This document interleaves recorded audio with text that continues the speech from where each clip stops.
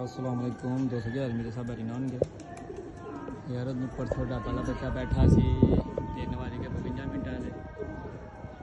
देखो जी अज फिर उपर उड्डे का नागा देख खलोता काफ़ी उपर है देखो 3 टावर को उपर होना खैर करे नागर लिया टाइम हो गया 4:44 हो गए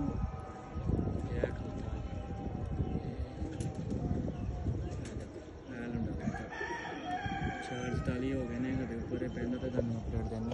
ठीक, अस्सलाम वालेकुम।